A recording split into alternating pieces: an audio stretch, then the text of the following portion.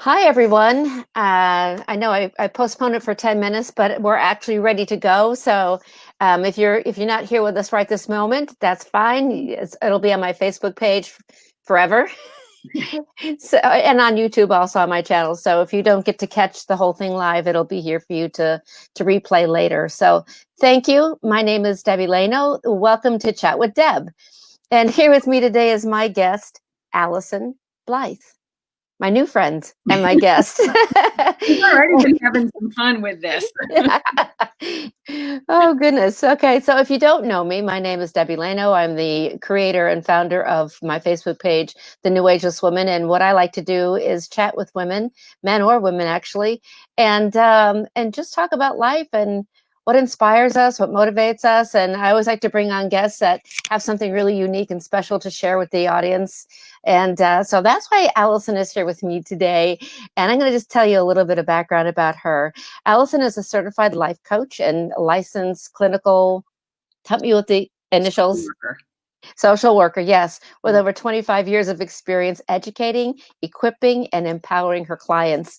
During her years of practice, Allyson has worked with thousands of people, offering individual and group coaching, group counseling, coaching workshops, seminars, online courses, public speaking engagements. She's a busy lady.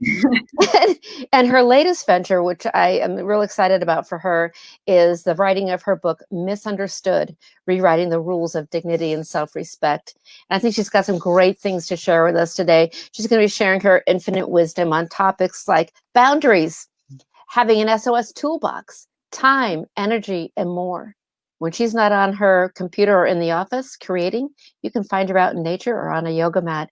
We have that in common. I love yoga too. So know that you were a yoga teacher.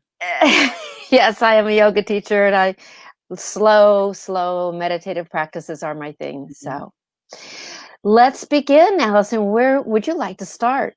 Well, I think we had addressed maybe brainstorming the topic of the inner critic. Yes. Yeah. Yes. Thank you for reminding me to mention my topic.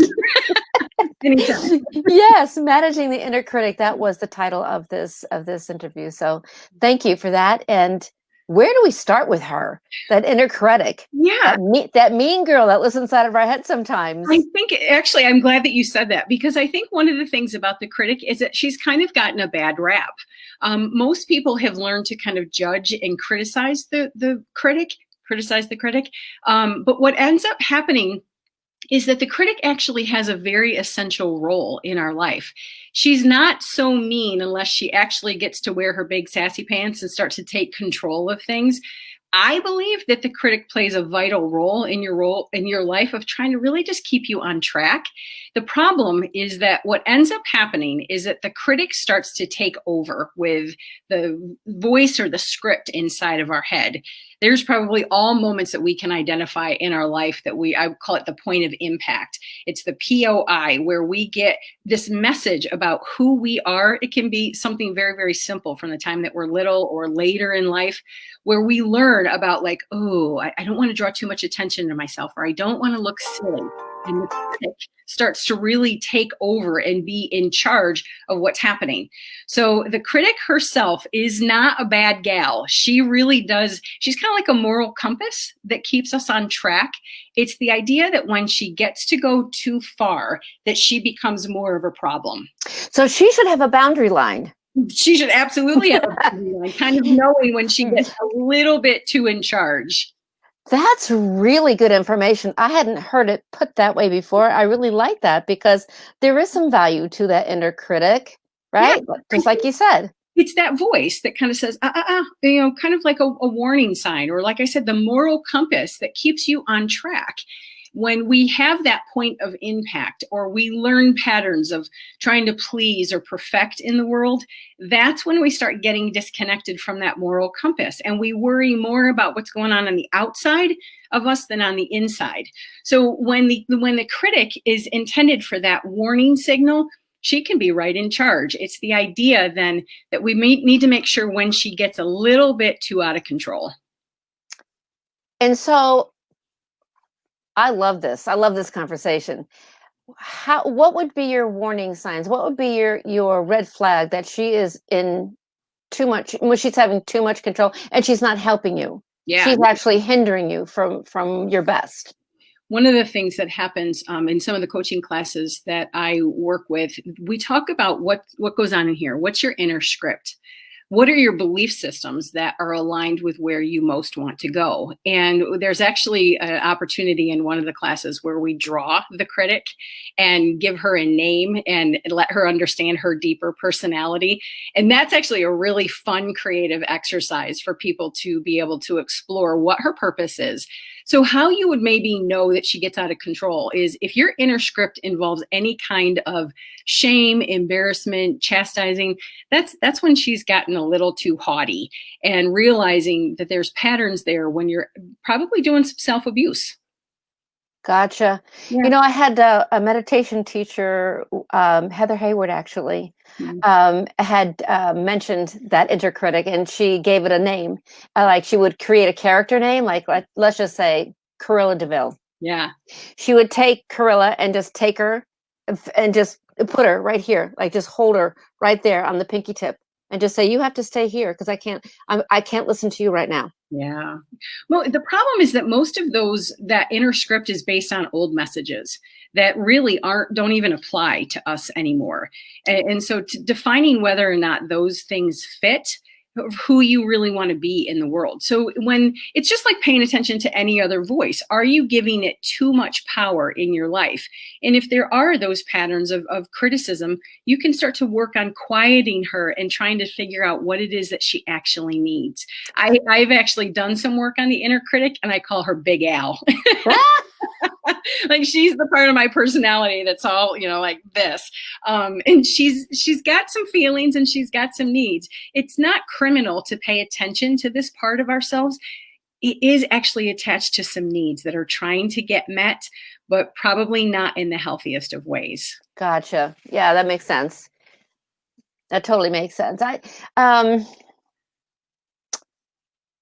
I would say when that inner voice is constantly criticizing you or doubting you, I think that it's probably helpful to acknowledge, like realize that that's what's happening. Yeah. And then what would the next step be to put some boundaries around that voice? One of the things that when I wrote Misunderstood, Rewriting the Rules of Dignity and Self-Respect, that was kind of where some of this SOS, you mentioned the S.O.S Toolbox. And what that stands for is sense of self. That so often we kind of get through life and we kind of get to this point where we go, wait a minute, what am I doing and why am I doing it? So the very first tool you've actually already mentioned, and it's self-awareness. We have this script that runs in the back in our head that just kind of rolls over and over and over again. And very rarely do we shine light onto it. And so part of the work of SOS is becoming aware of what you're doing, why you're doing it, and who you're doing it for. And so if you have these inner lines that are running through your head, the very first step is to just become aware of it. It's not common that we think about what we're thinking about. We just naturally let it scroll through our head. Mm-hmm. Self-awareness would be the first step. Another thing that I would say is let's have some self-compassion, especially in this year of 2020. I got to be frank, we're kind of getting our tails kicked emotionally, physically, financially, connection, we're being pinched in all kinds of ways. So how about instead of letting the critic just rule and continue to kick our tails, what if we actually were able to shine some light on it with self-awareness and then offer some self-compassion, which is another tool. It's just being able to have a level of gentleness and acknowledgement rather than constantly just rubbing our nose in stuff. And just saying, what do you need? Just asking that part of yourself, what do you need? Absolutely. Think about a young child who's kind of acting all that way, and we would just kind of try to pay attention and acknowledge what they're doing. It doesn't mean they have a right to continue to act that way, but having a lens of compassion to realize that it actually is just trying to get some needs met. That's actually one of the things that I work on in the coaching sessions that I do, is working with the subconscious mind and the limiting beliefs that are up there from our childhood. Yeah. And just from situations that come up in our life, maybe a friend, maybe a boyfriend, maybe a coach, maybe a pet, whatever. Yeah. But those things get said to us, and we believe them, especially if we're little, we believe them. We Yeah. don't challenge them. We're too young to challenge them. That's so true. That's the point of impact that I was talking about, is that something very simple can happen. I tell a story in Misunderstood about a man at a dinner party calling me a show off when I was dancing around the living room. And I have to tell you that that message, I don't think he meant to harm a child, but I have to tell you that message was so impactful to me because I felt humiliated by an adult. And so I learned, don't ever show off, you know, the idea of being on camera, all of those different kinds of things. And so that's where the don't show off, don't draw too much attention to you, don't be too much, but don't be too little. So And there you go. It was a harmless comment from an adult who had no idea he would impact you for the rest of your life. I need to find him. Yes. Yes. Yeah. There are people like that in our lives. Yes. And most often those statements are made, you know, I have a very tender heart. And so most of those statements are just made in passing. They're not intended for trauma. But when you don't pay attention to the lines that roll or the core belief systems that really shape you, they really are a point of impact that can continue to fuel the critic, so that by the time you go for an interview or you try out for something, that little voice is starting to chime in the back of your head, and she shapes the lens through which you see yourself and the way that you see the rest of the world. That is so true. Oh my goodness. I really see that show up in exactly the situation you brought up when you're interviewing. This is how the things from long ago can impact you in your adult life. When you're interviewing and you have to be at your best. When you, I mean, I can think of so many different things.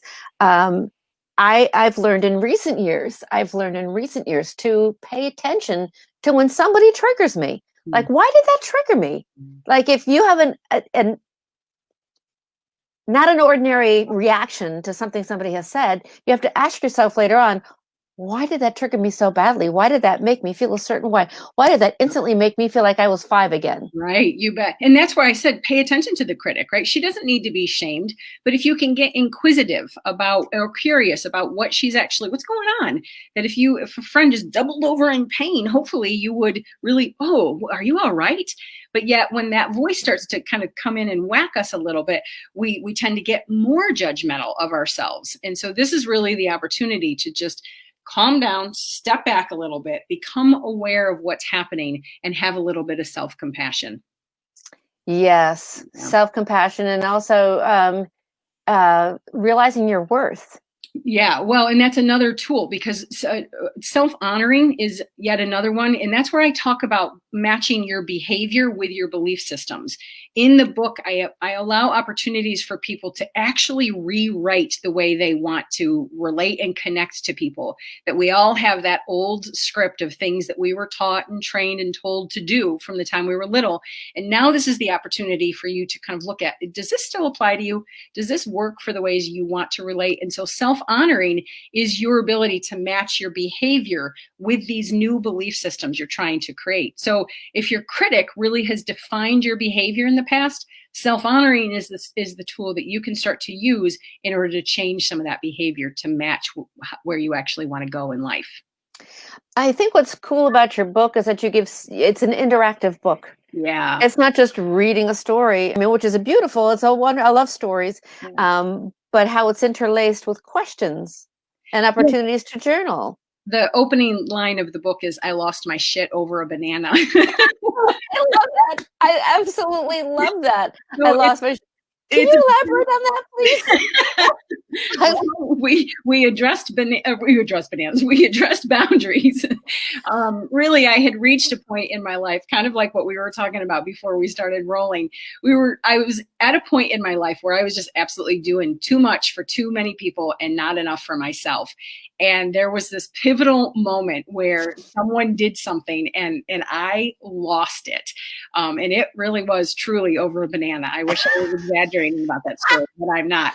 I love it. The book has certainly my own personal story, where you can kind of shine some light even to behind the scenes of, even though I've got the degrees behind my name, certainly just the reality that if we're not practicing this stuff and we're not paying attention, the self-awareness tool, even we can go to pretty destructive places. So there's my personal story. There's clinical information for people to actually have some science behind some of this. I am no researcher, but still there's some factual stuff. And then there's all kinds of actual exercises for you to be able to put pen to paper so that this can become your own work, not just about reading my story. Mm-hmm. So getting to your story, do you mind sharing something that led you down the path where you are today? So I will honestly say that I think I was born to do this work. I just came out of the womb with this big, tender heart, in which I just was always that kid who was staying up late at night, listening to friends and talking about their problems and just leaning towards wanting to save the world. And so I knew I was meant for this industry probably from the time I was very, very little.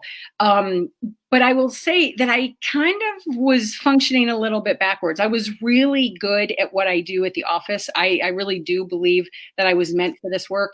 Where I started to get a little bit backwards, maybe where my critic started to pipe in, or all of that old childhood training, is that I really was over functioning. I was trying to use kindness and my efforts to really secure love, attention, acknowledgement in the world. And I just thought that being a nice person would mean that other people were always nice back to me. And that's part of what led to this crisis point over the banana, is realizing that I had kind of lived my life thinking that if I was nice and good and always did other things for other people, that the world would just cooperate and kind of do what I wanted them to do. And when that didn't really work out, and there were several different incidents, that was kind of the birth of this misunderstood process. Gotcha. Oh, that's wow. Yeah. So I see it. Even though we do this work professionally, doesn't mean that we've got it all perfectly behind the scenes. Absolutely. I can attest to that. Well, I have. It's another tool, because part of what I write about is self-responsibility, that we often wait for the knight in shining armor or people to cooperate and do what we want them to do. And really, it's about personal responsibility. 100%. Yeah, I was not taking personal responsibility. I was doing for others, expecting that eventually they in turn would do for me. And I was not doing for myself. So yeah, yet another tool, self-responsibility. I always say, the best investment that you can make is that sounds kind of, I don't know, selfish to say yourself, but I mean, honestly, we're all commissioned for self-growth. If you don't grow yourself and you don't seek to understand yourself, then you're not going to be as effective in the world. Yeah. Well, and I think that's a belief system that we're trained, especially as females, we're trained to believe that if we engage in any kind of self-behavior, self-care, it's labeled as selfish. Yes. And you want to talk about the critic who starts to chime in pretty regularly about what will other people think, or you're selfish. I talk about the terms and conditions that you perhaps learned in childhood. Oh, absolutely. Learning to be sacrificial and kind of martyred in your functioning with people. No, we've got some of those really backwards. It's not that I want people to be unkind in the world. It's more the idea that I want people to be able, and myself included, is to be able to function from a me first mentality, so that I have it to give and to pour into people. It's not selfish. It's just basic self-care. Well, absolutely. 100%. I'm learning. I've learned that kind of the hard way. Give to a point of exhaustion is not, then you, like you said, you can't give to others. You can't be who you want to be when you're exhausted. We all know that logically. I'm not sure what the issue is that we get it so backwards. That's part of why I want people to dig deep at their belief systems. And I think shining some light on the critic, it's kind of like the gremlins. We shine some light and it just kind of runs away a little bit. And just being able to hold some space to understand what the need is attached, so that we can just be a little bit more kind with how we're trying to still be a good, decent human being and yet still take care of ourselves. So if you were to review the toolbox with us real quick, what would you say, what would that toolbox look like? Well, there's 10 tools. Self-anchoring is another example of one of the tools. It really is just the ability to tune in. Self-referencing is another tool. It's about building, and I'm kind of like going down like inner, like it's about the sense of self, like being able to have a frame. Grounding. Exactly. That's self-anchoring, is being able to kind of dig in a little bit and anchor Mm-hmm. yourself in the midst of conflict, in the midst of other people's opinions or deep emotions, and Mm-hmm. being able to kind of anchor in. And then we already talked about awareness and compassion. Self-defining is another one where you get to decide for yourself basic concepts in life. I was so backwards in what I thought kindness was, or love and friendship. Truly being able to write out and explore as an adult, how do I define things like friendship or love? What does that actually look like? I refer to it as, what are the ingredients that you want in those relationships? Because everybody. Ooh, I like that. Yeah. Yeah, I like that. Yeah. Yeah. And then Mm-hmm. self-honesty is yet another one where we tell ourselves a bunch of BS, and we try to, buy into things that we really don't like, or it's not really that bad, or oh, maybe I overreacted. Bull. Why do we do that to ourselves? If being lied to is one of the worst feelings in the world, and yet sometimes we're lying to ourselves. Yeah. Oh So boy. self-honesty is just another tool where you can stop the BS story. Just tell yourself the truth. You might not be ready to take action yet, but telling yourself these lies or minimizations is some of the worst form of self-betrayal. Oh my gosh, that's really a good point to bring up. Yeah. And Yeah. I think we're all guilty in some way, somewhere in our life. And yeah, that's Yeah. really a good one. So the S.O.S is really just designed for 10 different types of tools for you to be able to have some reference point, for you to be able, when you're struggling with things, what are these tools? And I outline all of them because I want people to know, like, just learning, like reading a book about how to do it differently without being actually able to apply it. We've all kind of been there. It's really good information, but now what is it that I do? Yes. Oh my goodness. Yes. Yeah. Yep. Taking it to the next level, boy. Then that is so true. Yeah, you bet. And how do we do that? How do we take it to? And I think it's journaling. Yeah. Oh, yeah. Well, Uh, and I love the creative part about it. I think journaling is a great way to do it. I don't have it here, but I have a really big artist notebook. And in that notebook, I just get really creative. I've got a big box of crayons and colored pencils, and just let myself kind of explore. So I have actually drawn the critic. Like I said, I've named her, given her a little bit of personality. Get curious and I really like that idea. write a letter to her.